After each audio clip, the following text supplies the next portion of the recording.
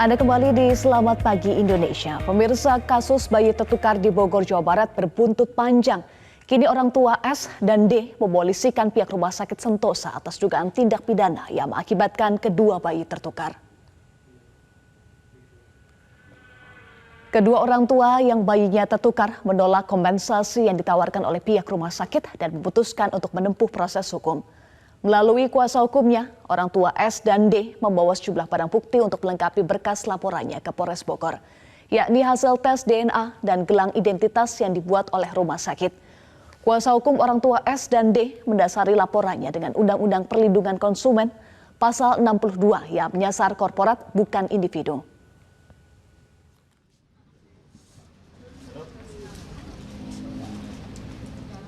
Kalau ganti rugi, tidak ada yang bisa menilai kerugian yang klien kami hadapi atau Ibu Siti hadapi, gitu kan. 1 tahun jauh dari anak kandungnya sendiri. Siapa yang bisa menilai kerugian itu secara imaterial? Tapi kami kan, seperti saya bilang tadi, untuk menunjukkan tanggung jawab rumah sakit itu seperti apa. Merespons laporan ini, Rumah Sakit Sentosa kini membentuk tim hukum. Pihak legal Rumah Sakit Sentosa menyatakan sudah menyiapkan berkas bukti termasuk dengan keterangan saksi untuk disampaikan kepada penyidik Polres Bogor. Pihak rumah sakit juga menampik soal manajemen yang tidak peduli dengan kasus ini. Hal ini dibuktikan dengan iktikat rumah sakit yang sudah berusaha mengambil langkah agar kasus tertukarnya bayi bisa selesai pasca pengaduan. Namun menurut pihak rumah sakit, keluarga bayilah yang menolak biaya tes DNA dan verifikasi medis.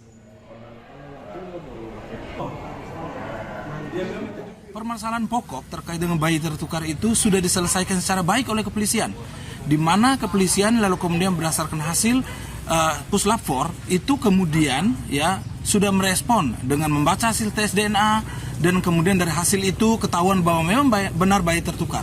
Semangat yang dilakukan oleh kepolisian itulah juga adalah semangat yang dilakukan oleh rumah sakit di awal, bahwa rumah sakit memang menghendaki proses penyelesaian ini tidak sampai kepada kepolisian, tapi selesai secara baik di rumah sakit dengan menawarkan tes DNA kepada kedua ibu dan kemudian kepada bayi untuk dilakukan tes silang. Tapi ibu D saat itu memang tidak bersedia, sehingga kemudian langkah yang dilakukan dengan membuat laporan kepada polisi itu kemudian harus disambut baik dan kemudian proses ini dapat diselesaikan.